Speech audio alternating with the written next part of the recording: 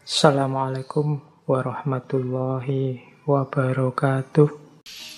Belakangan ada konsep agama zaman baru. Ini menarik.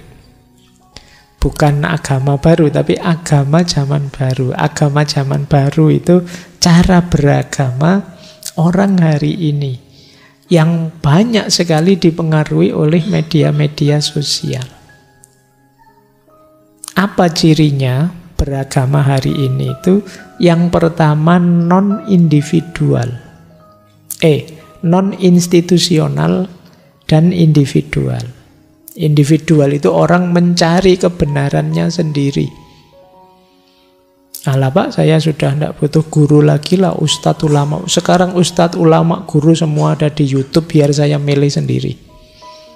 Non-institusional. Mbok kamu masuk lembaga ini, lembaga keagamaan itu, biar kamu lebih terarah, tidak usah lah Pak. Saya sudah punya grup WA sendiri, saling berbagi. Non-institusional dan individual. Non-partisipatif. Jadi urusanku, agamaku.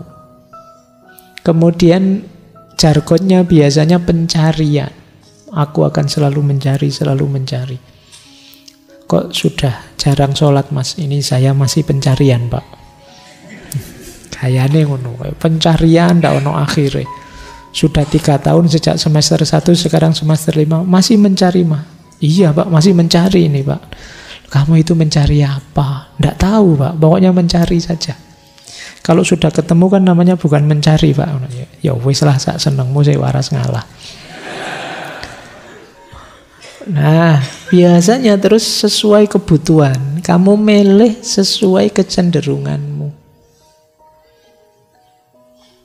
Ketika kamu males-malesan, ya kamu terus biasanya nyari informasi agama yang mendukung malesmu.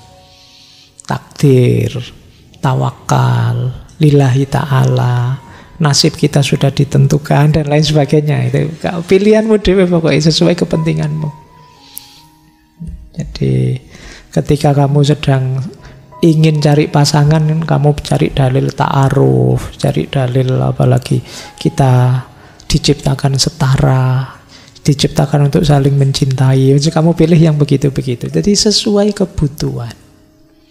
Itu beragama zaman ini begitu.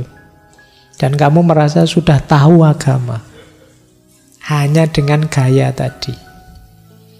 Maka nanti ada ciri yang lain, namanya sinkretisme pengalaman.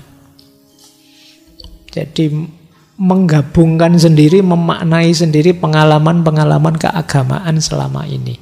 Informasi keagamaan yang diterima selama ini dianggapnya itulah yang benar. Itu yang disebut sinkretisme pengalaman.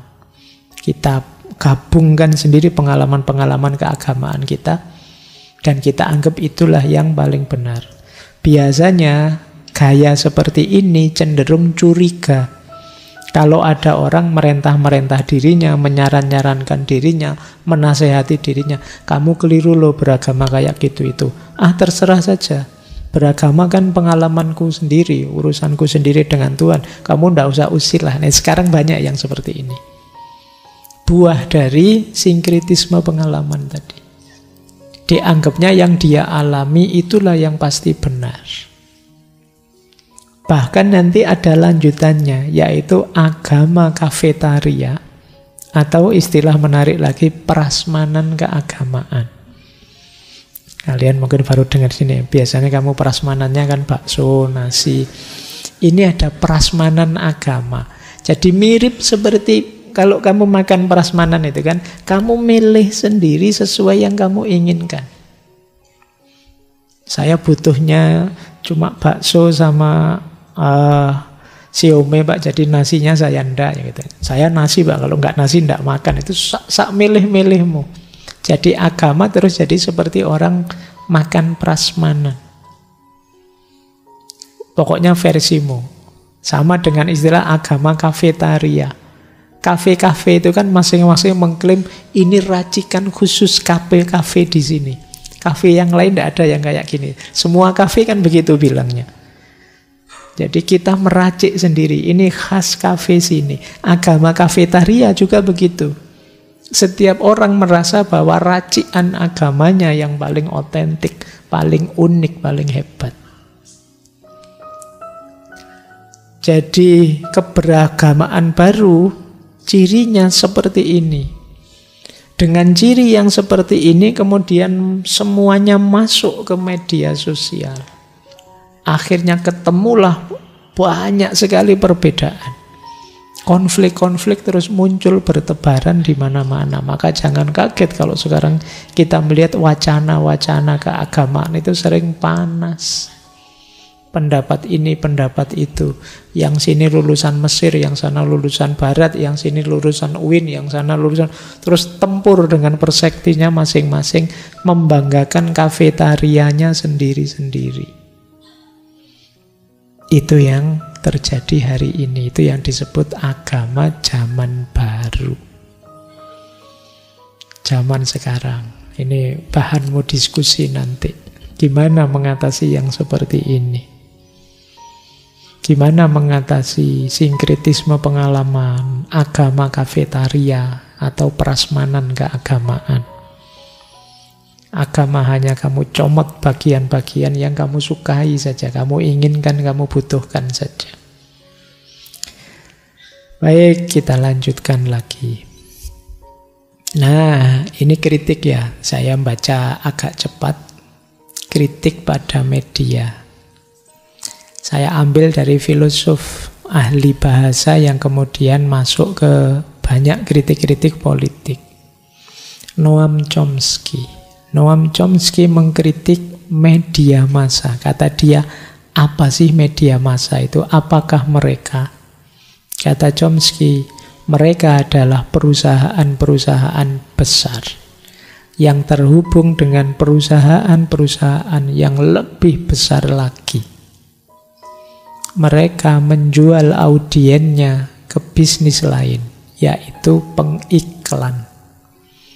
Jadi, ketika Anda menyalakan televisi, CBS tidak menghasilkan uang. Mereka menghasilkan uang dari pengiklan.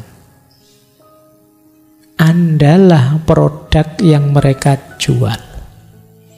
Dan hal yang sama juga berlaku pada surat kabar harian. Media itu kan hidupnya dari iklan. Iklan itu dia masang kalau viewernya banyak, subscribernya banyak. Berarti secara tidak langsung sebenarnya yang dijual itu kalian. Para subscriber, para follower. Ini kata Chomsky loh.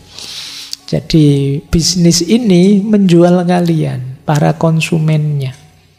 Mereka adalah korporasi-korporasi besar yang menjual khalayak, menjual konsumen, dan juga pelaku-pelaku usaha lainnya. Loh, gambaran dunia seperti apa yang Anda harapkan dari mereka? Kita kan sering mbok media itu yang begini loh, yang meningkatkan kualitas masyarakat loh, yang kata Chomsky, bagaimana bisa wong mereka ini seperti ini polanya? Mereka butuh kita untuk dapat iklan dan dapat income. Nah, ini kritik ya, kamu boleh setuju, boleh tidak. Ada lagi dari Malcolm X. Dia mengkritik juga, jika Anda tidak hati-hati, surat kabar akan membuat Anda membenci orang-orang yang tertindas dan mencintai orang-orang yang melakukan penindasan. Zaman dulu masih surat kabar, mungkin sekarang juga berita-berita di Instagram, YouTube, di Facebook, di Google, dan lain sebagainya. Berarti kita harus hati-hati, jangan ditelan saja informasi yang ada. Jangan mentang-mentang informasinya cocok dengan keinginanmu, terus kamu anggap pasti benar. Kuatirnya engkau membenci orang yang tertindas dan sebaliknya mencintai para penindas.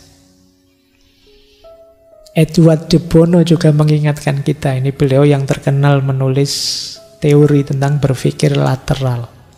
Kata dia, ada bahaya di internet dan media sosial. Jadi kalau ada yang tanya, gak bahaya ta? Bahaya, kata Edward de Bono. Jadi yang seperti kita bahas tadi, kata Edward de Bono, bahaya. Bahayanya di mana? Pandangan bahwa informasi saja sudah cukup, bahwa Anda tidak perlu berpikir, Anda hanya perlu mendapatkan lebih banyak informasi, adalah sangat berbahaya. Jadi kita sekarang terbiasa tidak berpikir. Yang penting dapat informasi. Sementara informasinya sering tidak valid, informasinya sering dibuat-buat, fabrikasi. Ya mesti bahaya nanti. Jadi canggihnya media seiring dengan menurunnya kualitas berpikir kita pada akhirnya. Kita tambah tidak kritis, kita tambah tidak serius lagi, tidak mampu lagi berpikir. Semua kita wakilkan ke media, kita wakilkan ke Google, kita wakilkan ke ChatGPT, kita wakilkan semua sekarang mesin. Kamu tidak pernah mikir sama sekali. Dulu dikasih tugas dosen bikin makalah, kamu sumpek. Kapan, gimana memulainya? Sekarang gampang, ada ChatGPT, ada copy paste banyak makalah-makalah sekarang. Kamu santai, akhirnya kamu tidak berpikir lagi sudah. Kemampuan berpikir kita turun drastis. Sementara keistimewaannya manusia ada pada kemampuan berpikir. Makanya kata Edward de Bono, bahaya itu. Ya. Lanjut. Ada lagi menarik kalimatnya Zach Enner. Zach Enner ini komedian, tapi beliau juga penulis. Kata dia, apa yang saya tidak suka dengan cara media menggambarkan agama adalah bahwa mereka sepertinya mempersenjatai agama dan menggunakannya sebagai alat untuk memecah belah masyarakat. Kadang-kadang agama itu, kata Zach Enner ini, sering main adu-adu, mengadu. Dipanas-panasi yang sini, biar yang sini panas juga. Terus nanti konflik, kalau konflik kan jadi berita hangat. Kalau biasa-biasa tidak jadi berita hangat. Nah ini kata dia, saya tidak sukanya media itu begitu. Hal-hal biasa di blow up biar jadi luar biasa, dipanas-panasi, dicari sisi kontroversialnya, terus terjadi konflik, terus jadi berita. Padahal masyarakat pecah gara-gara itu. Nah ini kritik pada media. Ada lagi Walter Miller Junior, penulis juga. Kata beliau, mereka itu, media itu tidak memikirkan pertanyaan-pertanyaan berdasarkan apa yang mungkin benar. Mereka mengarang pertanyaan-pertanyaan berdasarkan apa yang mungkin akan menjadi sensasional jika benar-benar terjadi. Jadi kalau ada wawancara-wawancara, podcast-podcast, itu kan pemilik media yang mengatur pertanyaan, itu bukan pertanyaan yang mengarah ke yang benar, kata Miller. Tapi pertanyaan yang kalau saya tanyakan, jawabannya mungkin jadi kontroversi. Jadi pikirannya ke sana. Kalau yang biasa-biasa tidak akan ditanyakan, meskipun itu kebenaran. Yang ditanyakan apa? Hal-hal yang kalau dijawab, itu jawabannya bisa kontroversi. Dan itu akan di-frame, ditampilkan di headline. Nah itu katanya Walter Miller Junior. Baik, ini kritik-kritik kepada media dari tokoh-tokoh, biar tidak dianggap dari saya. Ya, kalau dari saya kamu tidak terlalu percaya kan, kalau ada tokoh-tokohnya gini kan kamu mantep. Kadang-kadang tipe kita masih begitu. Oke, untuk malam hari ini saya cukupkan sekian dulu. Mohon maaf kalau ada yang kurang berkenan, mungkin 1-2 kekurangan apa, mohon dimaklumi. Kalau ada kekhilafan, kealpaan yang teman-teman ngerti benernya seperti apa, ya silahkan disampaikan. Kurang lebihnya mohon maaf. Wallahul muwaffiq, wallahu a'lam bissawab. Wassalamualaikum warahmatullahi wabarakatuh.